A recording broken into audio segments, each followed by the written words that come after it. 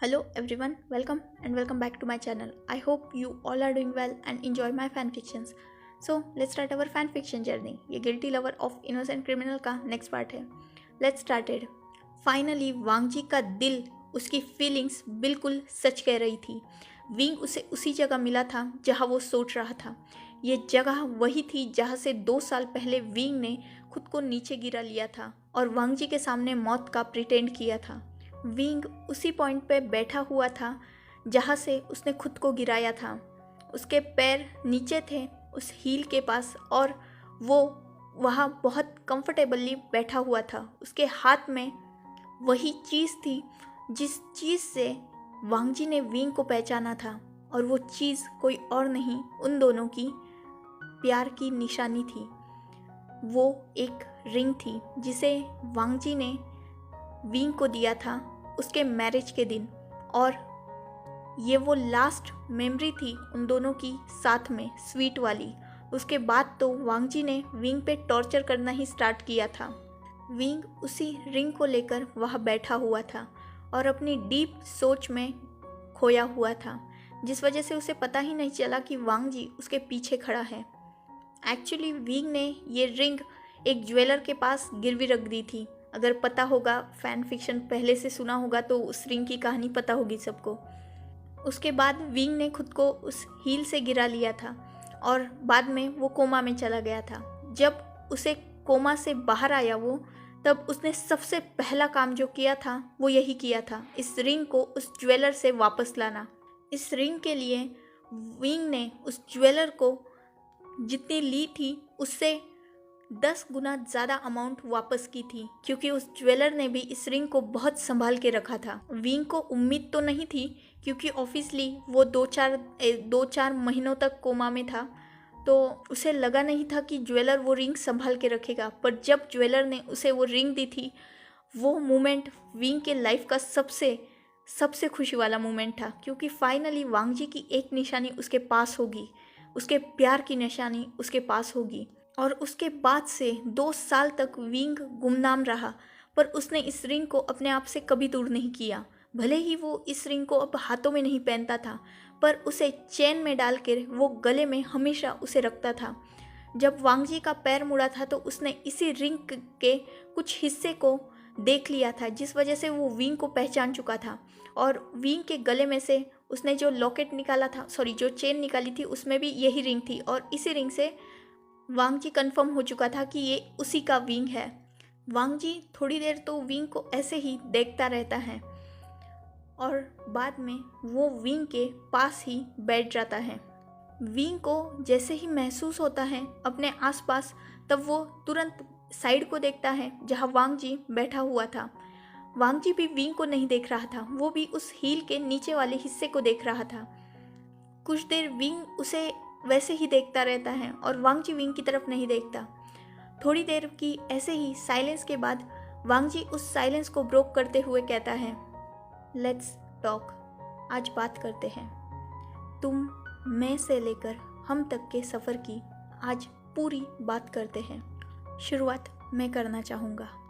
एक छोटा सा 10 साल का बच्चा बहुत खुश था, क्योंकि उसे अपनी फैमिली सबसे ज़्यादा प्यारी थी. एक माँ जो उससे प्यार करती थी, पापा जो उसके लिए कुछ भी कर सकते थे, और एक बहुत प्यारे अंकल जो उससे बहुत ज़्यादा प्यार करते थे. उसके बड़े गगा जो उसके लिए कुछ भी कर सकते थे, हमेशा उसके साथ रहते थे. उसकी हर शैतानियों में, हर मस्ती में वो उसके साथ रहते थे. ऐसे ही बहुत खुशहाल ज़िंदगी चल रही थी. अचानक एक दिन उस बच्चे का और उसके पेरेंट्स का एक पार्टी से आते वक्त एक्सीडेंट हो जाता है. उसने एक ही दिन में अपने माँ, बाबा और अपने सबसे प्यारे अंकल को भी खो दिया. इतना ही काफ़ी नहीं था कि उस 10 साल के बच्चे को पता चला कि उसे सिर्फ ज़िंदगी मिली है, पर वो ज़िंदगी मौत से भी बदतर होने वाली है, क्योंकि उसे खुद अपनी मौत का प्रिटेंड करना होगा. वो किसी को भी अपना असली नाम नहीं बता सकता. एक अनजान देश में उसे रहना होगा. उस 10 साल के बच्चे को अकेले अपने आप की जिम्मेदारी लेनी होगी और हमेशा हाइड होके रहना होगा. दुनिया के लिए वो मर चुका होगा, लेकिन रियल में कहीं गुमनामी के अंधेरे में वो सांस ले रहा होगा। उसका भाई जो जिंदा है वो उसे कभी भी भाई नहीं बुला सकता। वो खुद की आइडेंटिटी टोटली खो चुका है। एक गुमनामी की धुन में वो खो चुका है और 10 साल तक वो वैसे ही जिया। 10 साल तक वो एक नकली नाम, नकली आइडेंटिटी और नकली पहचान के साथ जिया।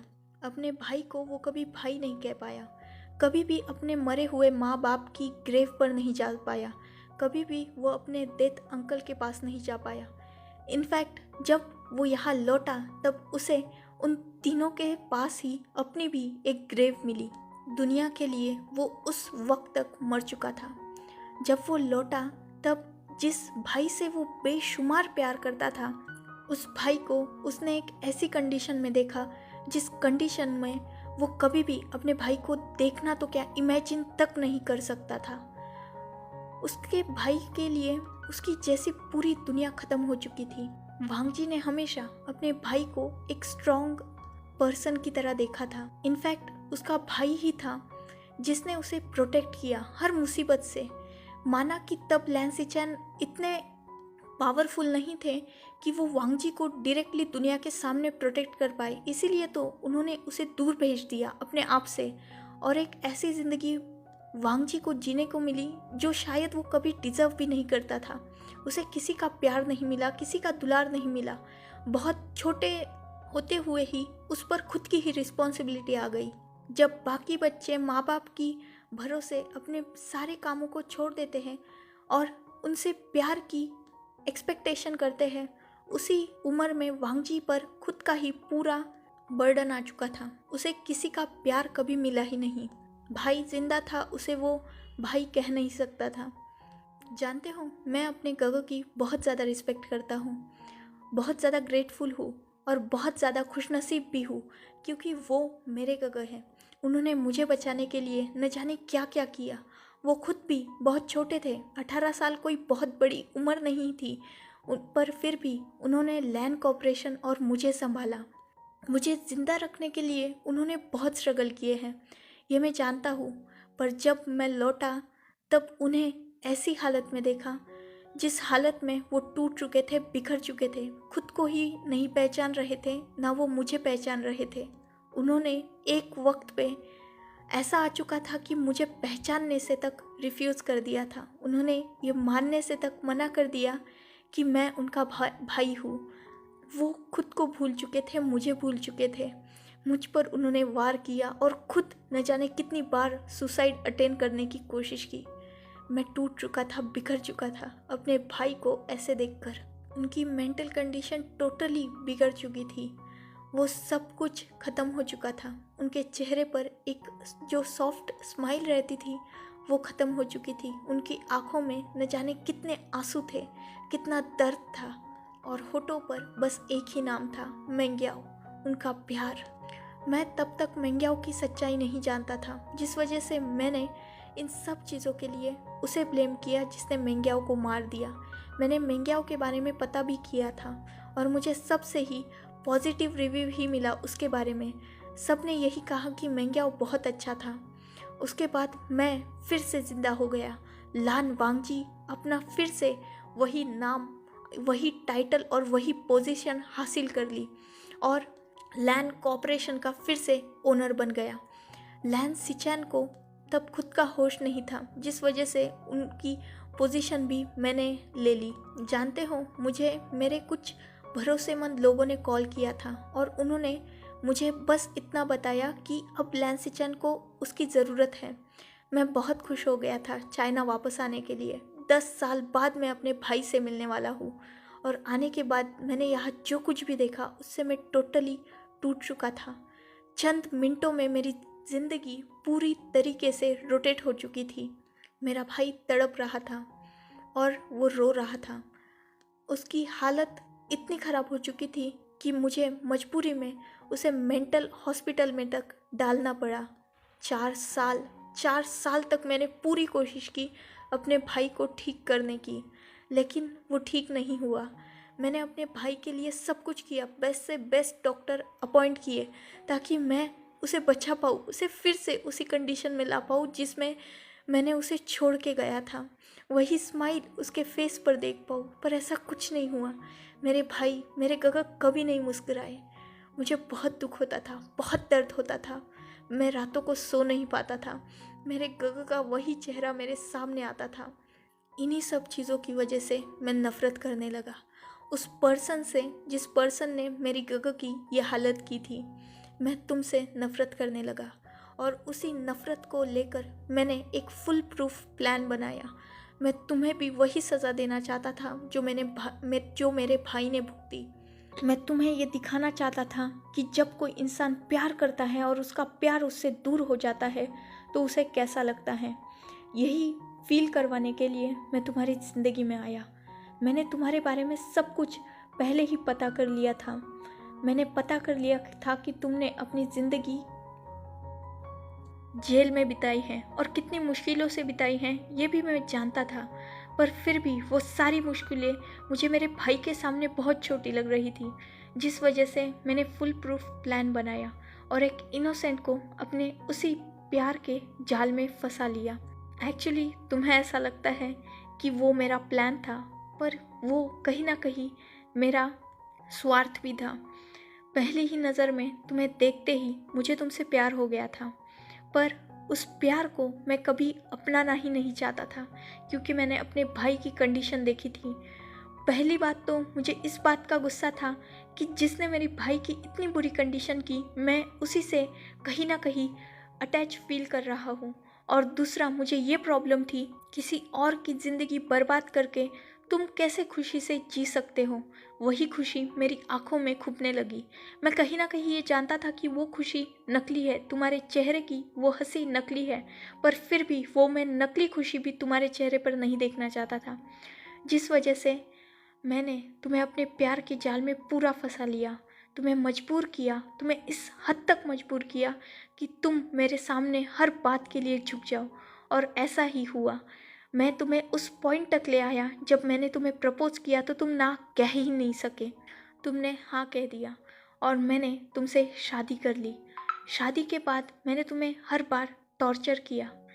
तुम शायद सोच भी नहीं सकते कि वो सब मेरे लिए कितना मुश्किल होगा। तुम मुझसे प्यार करते थे, जिस वजह से तुमने मेरा हर टॉर्चर सहा। तुम मेरी सच्चाई जानते थे, मेरे गर्व के बारे में जानते थे, जिस वजह से तुमने मेरा टॉर्चर सहा। पर मेरे लिए तुम सोच भी नहीं सकते वो सारी कंडीशंस कितनी कितनी ज़्यादा टेरिबल थी। तुम सिर्फ अपने दिल के हाथों मजबूर थे, जिस वजह से तुमने मेरा टॉर्चर सहना सही समझा। पर मेरे अंदर तब एक वॉर चल रही थी। मेरा दिल कुछ और कहता था और दिमाग कुछ और। मेरा दिल हमेशा ये कहता था कि तुम्हारा प्यार सच्चा है, मैं जो तुम्हारे साथ कर रहा हूँ वो गलत है। ये जानता था मैं कहीं ना कहीं दिल से ये बात जानता था कि तुम इनोसेंट हो। तुम्हारी आंखें मुझे सच्चाई बताती थी, पर ये दिमाग ये फीलिंग्स पे नहीं चलता ना, इसे इमोशंस समझ में नहीं आते, ये रियलिटी पे चलता है।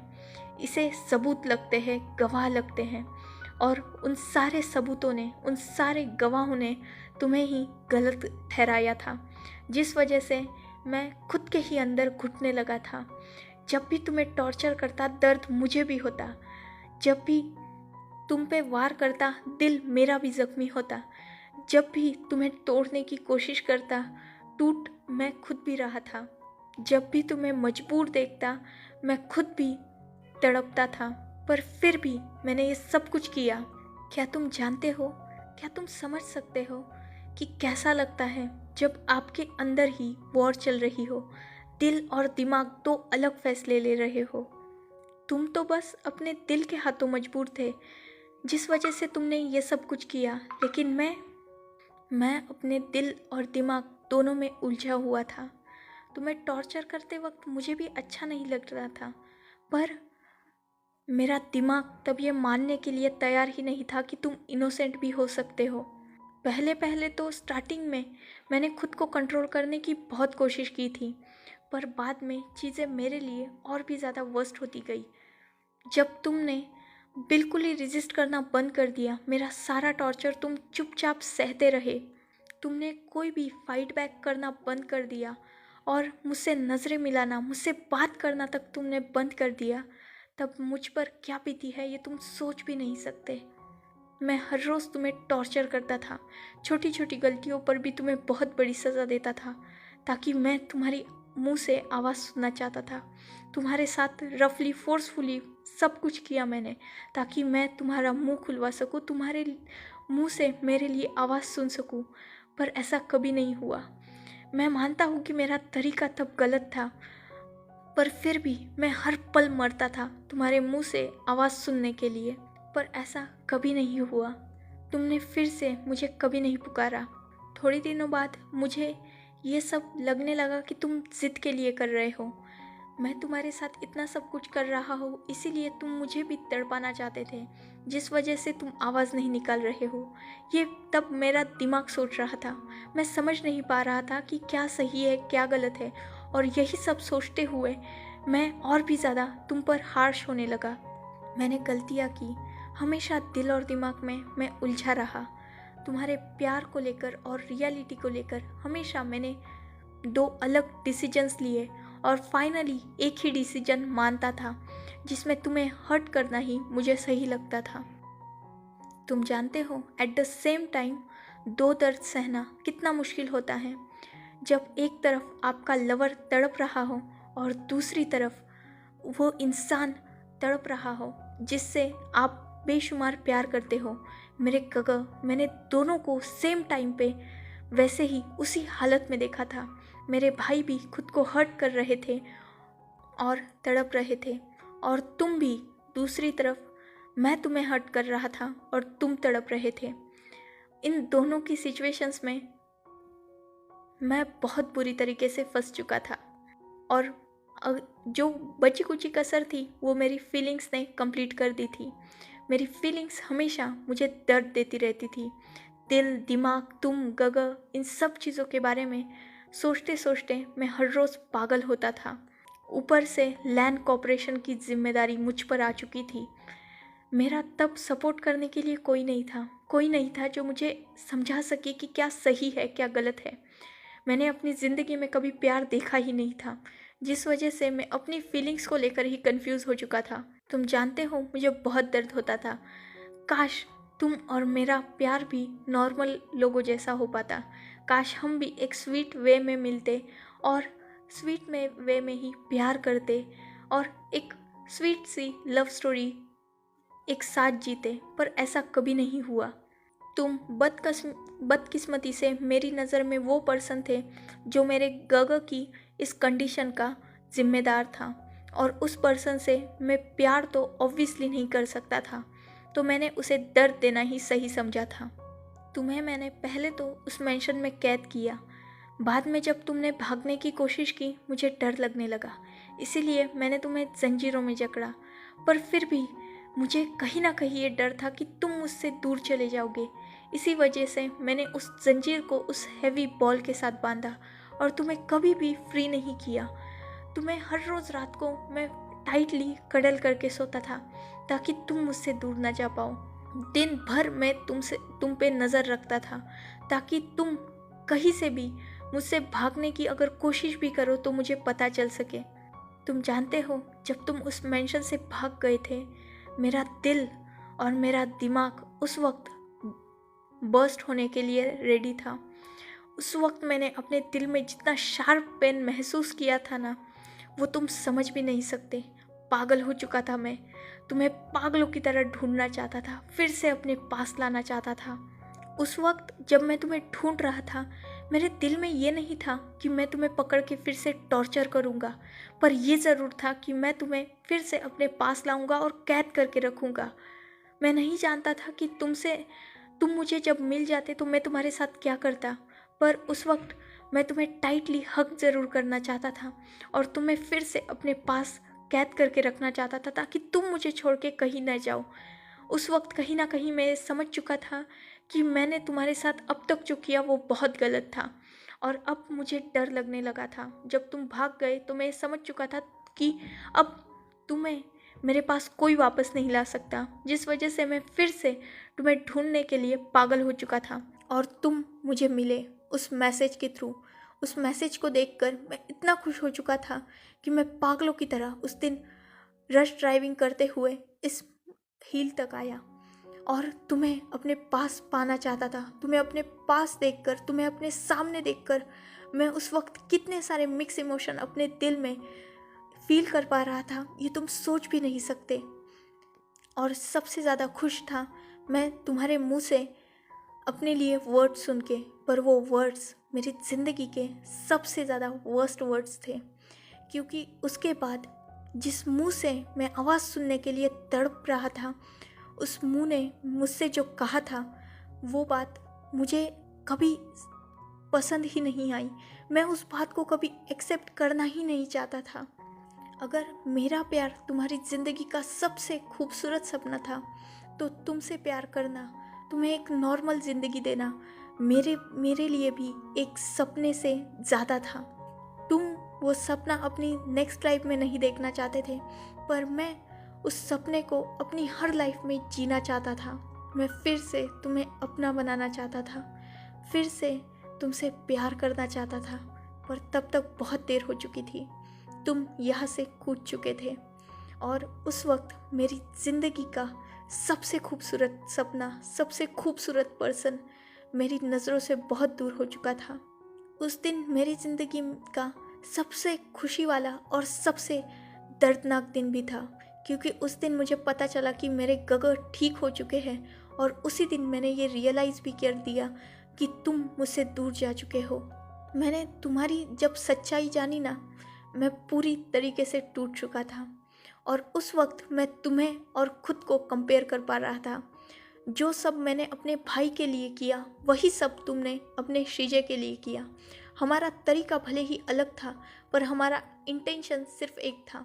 तुम अपने बहन को बचाना चाहते थे और मैं अपने भाई को। तुम अपनी बहन का दर्द नहीं देख पाए और मैं अपने भाई का दर्द नहीं देख पाया। हम दोनों के पास भी मौके थे, बस हम लोगों की सिचुएशन अलग अलग थी। तुम मेरे दिए गए दर्द में सुकून ढूंढते रहे और मैं अपने सुकून के लिए तुम्हें दर्द देता गया। 2 साल तुम मुझसे दूर थे और उन 2 सालों में मैं पागलों की तरह तुम्हें ढूंढता रहा। उस यादों में तुम्हें कैद कर लिया था। कहीं ना कहीं मैं तुम्हें अपने पास चाहता था, जिस वजह से 2 साल तक खुद को ही कैद किया तुम्हारी यादों में। मेरे पास तुम्हारे निशानी के तौर पर कुछ भी नहीं था, सिवाय उन जंजीरों के, उस लोहे के बॉल के और उस खाली मेंशन के। पर फिर भी मैं वहाँ जाता था, भले ही मुझे दर्द होता था, पर फिर भी मैं वहाँ जाता था। मैं उस दर्द में भी सुकून ढूंढने लगा था, जैसे तुम ढूंढा करते थे।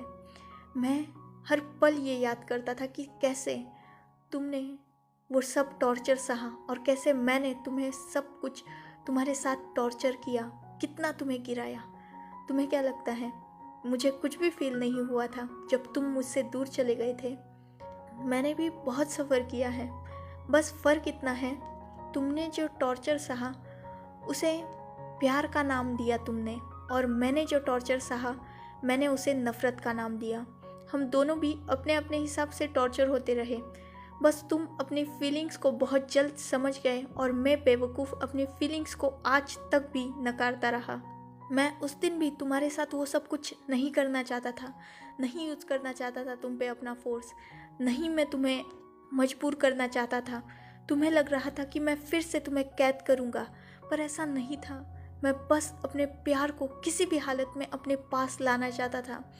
मुझे अपनी फीलिंग्स को लेकर उस दिन श्योरिटी मिल चुकी थी, पर फिर भी बहुत देर हो चुकी थी और अब वो वक्त बचा ही नहीं था कि मैं अपनी फीलिंग्स को वर्ड्स में तुम्हें समझा पाता, क्योंकि तब तक तुम खुद भी एक बहुत स्ट्रॉन्ग पर्सनैलिटी बन चुके थे और मुझे कैसे भी करके तुम्हें खुद को अपने सामने झुकाना था, जिस वजह से मैंने ये सब कुछ किया। फिर से वही रास्ता आजमाया जो मैं पहले आजमा चुका था। मैं जानता था कि वो रास्ता गलत है, पर फिर भी उस वक्त भी मुझे कुछ भी समझ में नहीं आ रहा था। मैं पागल हो चुका था और मुझे तुम चाहिए थे। जब मैंने तुम्हें उस वेन्निंग के साथ देखा तुम सोच भी नहीं सकते थे कि मैं कैसा महसूस कर सकता था। मैं कितना ज़्यादा अंदर से टूट रहा था, तड़प रहा था। वांगजी की आंखों में आंसू थे और ये सारी बातें उसने अपने पूरे दिल से कही थी। ये बात कहीं ना कहीं विंग समझ रहा था। विंग की नज़रें भी अब वांगजी पर नहीं थी, वो भी सामने की तरफ देख रहा था और वांगजी भी विंग की तरफ नहीं देख रहा था। उसने सारी बातें सामने देखकर ही कही थी, पर उसके आंखों के आंसू विंग से छुपे नहीं थे। वांगजी ने अपनी बात खत्म कर दी थी और वो शांति से बैठा हुआ था। उसकी हिम्मत नहीं थी कि वो विंग की तरफ देख पाए और ना वो देख रहा था। थोड़ी देर बाद साइलेंस को ब्रेक करते हुए ही वांगजी ने ही कहा, अब तुम्हारी बारी है, तुम मुझे सब कुछ बताओगे। तब विंग ने एक हल्की सी स्माइल की जिसे वांगजी एज ऑब्वियस देख नहीं रहा था। विंग ने अपने वर्ड्स को स्टार्ट करते हुए कहा, मेरे पास कुछ ज़्यादा नहीं है तुम्हें बताने के लिए, बस एक सच्चाई जिसे मैं आज तक जुटला ही नहीं पाया, और वो सच्चाई है कि मैं आज भी तुमसे बहुत प्यार करता हूँ। बहुत कोशिश की थी मैंने 2 साल तक तुमसे मूव ऑन करने की, पर यह कभी भी हुआ ही नहीं। तुम मुझसे दूर हो गए और मैंने खुद को तुमसे दूर कर दिया, क्योंकि वो मेरी मजबूरी बन चुकी थी। उस वक्त अगर सुशे मेरी लाइफ में नहीं भी आता और वो ये सब कुछ नहीं भी कहता, तो तब मैं वो सहने के लिए रेडी नहीं था। मेरा प्यार मुझ पर पूरी तरीके से हावी हो चुका था, जिस वजह से मैंने तुम्हारा हर टॉर्चर सहा। तुम्हें लगता है कि मुझे ये सारी बातें नहीं पता जो तुमने मुझे अब बताई। ये बातें मुझे बहुत पहले से ही पता है। मैं जानता था कि तुम्हारे अंदर भी एक वॉर चल रही है, तुम्हारे दिल और दिमाग की वजह से। मेरा ना बोलना या मेरा चुपचाप सब कुछ सहना तुम्हारे लिए कोई जिद नहीं थी, या मैं तुम्हें कोई भी चैलेंज नहीं कर रहा था। वो मेरा प्यार था, क्योंकि मैं तुम्हें देख सकता था। तुम्हारी आंखों में मुझे वो दर्द नज़र आता था, जिस वजह से उस दर्द को मैं भी सहना चाहता था। मैं वो सारा टॉर्चर सहा और सहता रहा, क्योंकि मैं तुम्हारे उस दर्द को कम करना चाहता था। मैं जानता था कि तुम मुझ पे गुस्सा नहीं हो, तुम मुझसे नफ़रत नहीं करते हो, और तुम ये सब कुछ जो भी कर रहे हो वो बस अपने बेवकूफ़ी में कर रहे हो। और एक सच ये भी मैं झुठला नहीं सकता था कि इन सारी सिचुएशन का जिम्मेदार सिर्फ मैं हूँ। अगर दुनिया के लिए मैं क्रिमिनल हूँ, तो मैंने तुम्हारी भी नज़रों में कभी खुद को क्लियर नहीं किया ना। मैं खुद अपने शीजे को प्रोटेक्ट करना चाहता था, जिसकी वजह से मैंने तुम्हारी भी गलतफहमी कभी नहीं मिटाई, क्योंकि मैं उन सब चीज़ों के लिए रेडी ही नहीं था। मैं चाहता था कि तुम पर जो भी बीती है, मेरी वजह से जो भी तुम्हारे साथ हुआ, वो सारा गुस्सा तुम मुझ पे उतार दो, और फिर हम अपनी एक नई ज़िंदगी की शुरुआत करेंगे फिर से। वो गुस्सा कभी तो कम होता ना। यही सोचकर मैंने वो सब कुछ सहा था। हाँ, मुझे घिन आती थी जब तुम मुझे छूते थे। हाँ, मुझे बहुत गुस्सा आता था कि जब तुम मुझे टॉर्चर करते थे, खुद को मुझ पे फोर्स करते थे। मैं टूटता था, तब हर पल टूटता था, पर कहीं ना कहीं मैं जानता था कि जितना मैं पल भर में टूट रहा हूँ, उससे कहीं ज़्यादा तुम टूट कर बिखर चुके हो। मैं तुम्हें कभी भी अपनी हालत के लिए ब्लेम नहीं करता, क्योंकि मेरी हालत का जिम्मेदार सिर्फ मैं था। मैंने दुनिया के सामने सच्चाई छुपाई। मैंने शीजे का भी मुंह बंद कर दिया ताकि वो भी किसी को कुछ ना बता पाए, क्योंकि मैं उन्हें भी हैप्पी देखना चाहता था। मैंने सब कुछ ऐसा किया कि सबकी नज़र में मैं ही क्रिमिनल बन गया। एक इनोसेंट होने के बावजूद भी दुनिया के सामने क्रिमिनल बनना ये मेरा डिसीजन था, और मैं जानता था कि तुम खुद भी मुझसे प्यार करते हो और इन सब चीज़ों के लिए बहुत ज़्यादा रिग्रेट करते हो, गिल्ट में हो, पर फिर भी मैंने कभी चीज़ों को क्लियर किया ही नहीं। उस दिन किया जब मुझे ये समझ में आया कि मैं सबके साथ गलत कर रहा हूँ। मेरे पास सबूत बहुत पहले से थे, पर उन सबूतों को मैंने ही दुनिया की नज़र से छुपा के रखा, और ये मेरी सबसे बड़ी गलती थी।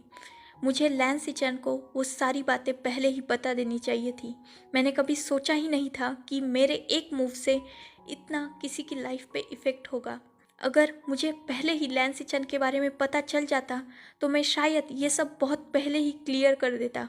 पर मेरी बदकिस्मती कि मुझे बहुत लेट पता चला। मुझे तब पता चला जब तुमने मुझे लैंसी चंद के बारे में बताया। इससे पहले मैं सच में नहीं जानता था कि मेंग्याओ की लाइफ में क्या चल रहा है।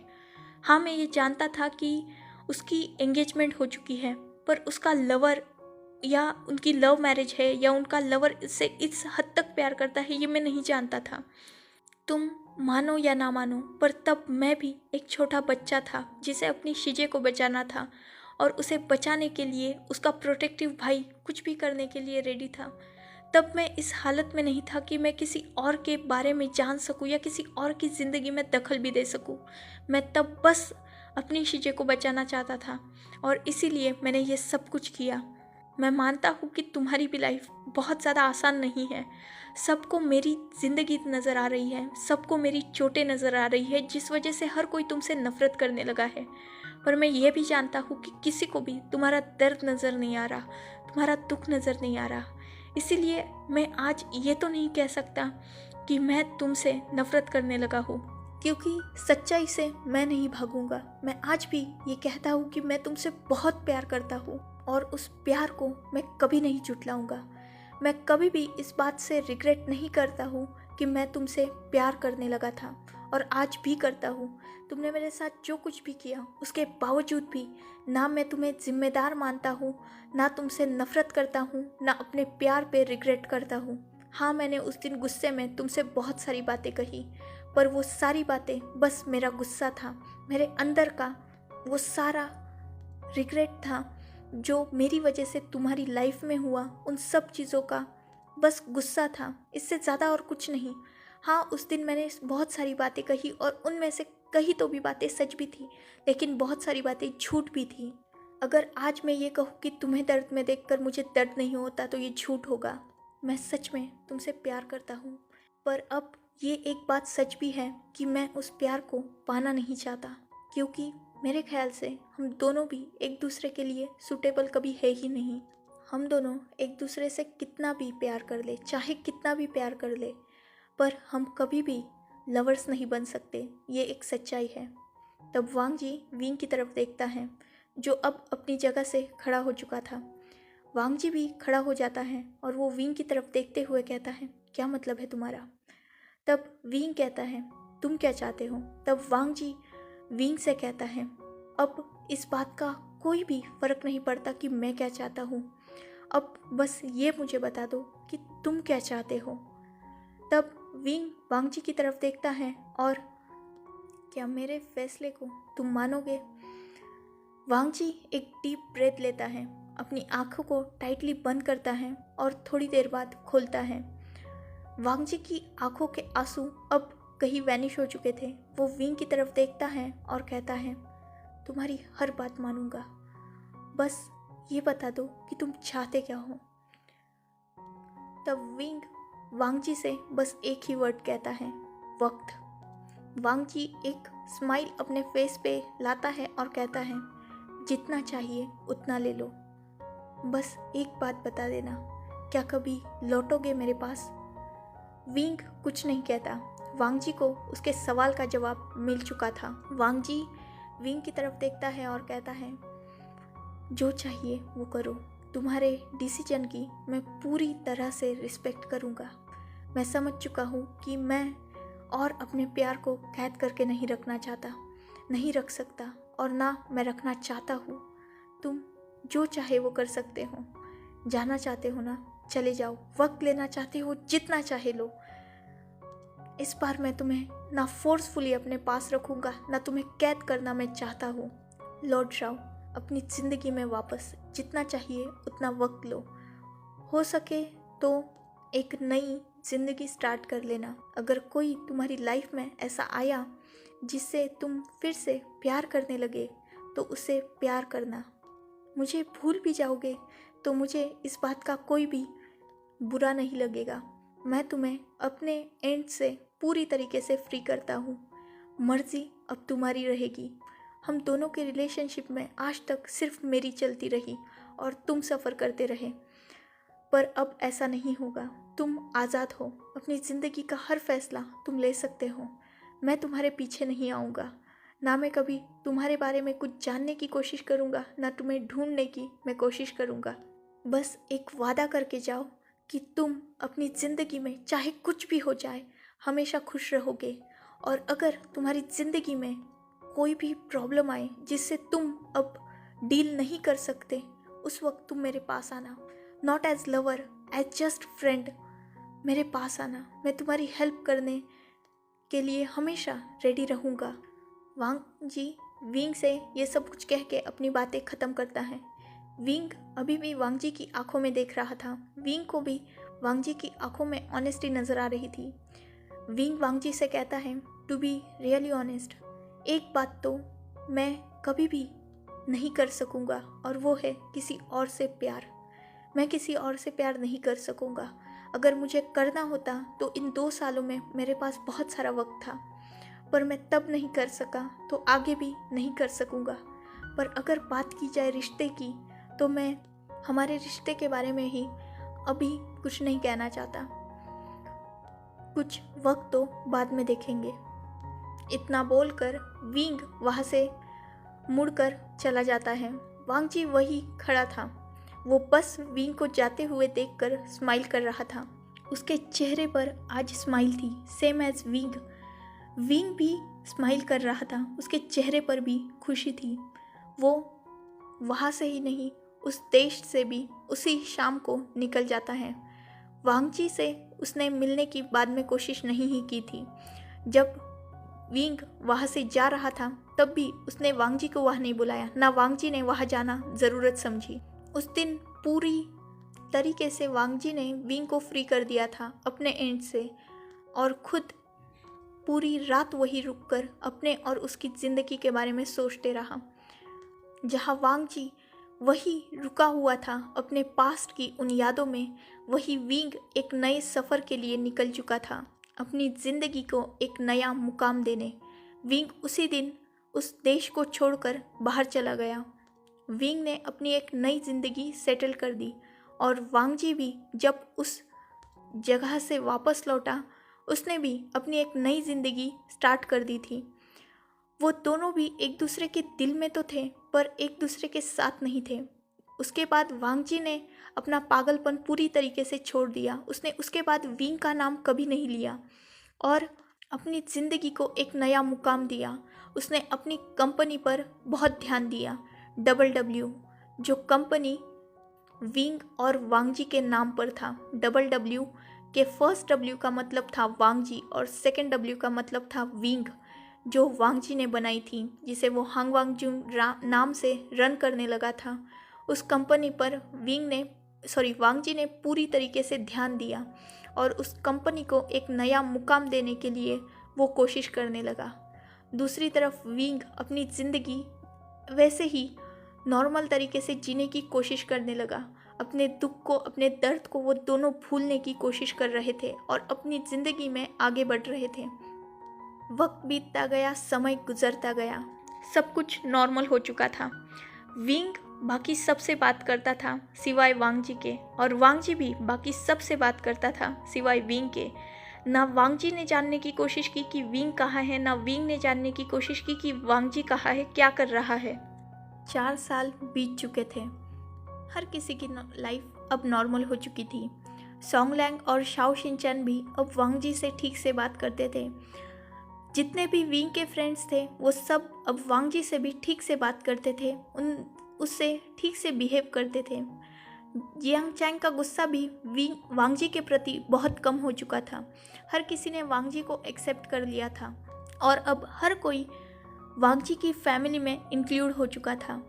लैन सिचैन की और जियांग चैंग की शादी हो चुकी थी और उन्होंने एक छोटे से बच्चे को अडॉप्ट कर लिया था, जिसका नाम उन्होंने लैन जिंगी रखा था। सबकी लाइफ बहुत खूबसूरत चल रही थी। वांग जी भी अपनी लाइफ में पूरी तरीके से सेटल हो चुका था, पर कभी वो अपनी पर्सनल लाइफ में सेटल होने के बारे में नहीं सोच सकता था। उसने कभी भी बाद में विंग के जाने के बाद किसी में भी इंटरेस्ट नहीं दिखाया, ना उसने मूव ऑन किया। वो अभी भी विंग के लिए जहाँ विंग उसे छोड़ के गया था वही खड़ा था और आज भी उस वक्त का इंतज़ार कर रहा था, उस वक्त के ख़त्म होने का वो आज भी इंतज़ार कर रहा था। आज वांग जी का बर्थडे था। वो 30 साल का कंप्लीट हो चुका था। 10 साल का था जब वो चाइना छोड़ के गया। 20 साल की उम्र में वो चाइना वापस आया और इन 10 सालों में उसने विंग की और खुद की लाइफ को बहुत ज़्यादा ही मिजरेबल बना दिया था। आज फाइनली उन दोनों की लाइफ में शांति थी। वांग जी इन्हीं 30 सालों के बारे में सोचते हुए उसी हील पर खड़ा था और सब सोच रहा था। अचानक उसके कानों में एक जानी पहचानी आवाज़ पड़ती है। उस आवाज़ को सुनकर वांग जी के आँखों में और उसके होठों पर जो खुशी थी, जो इमोशंस थे, वो समझना, महसूस करना बहुत ज़्यादा ही मुश्किल था। उसके दिल में, दिमाग में फिर एक बार उस आवाज़ को सुनकर वो सारी यादें चलने लगी थी। फिर एक बार उसके चेहरे पर एक सॉफ्ट स्माइल थी और एक होप थी। वो पीछे मुड़ता है और फाइनली उसका सपना उसके सामने खड़ा था, एक हकीकत के रूप में।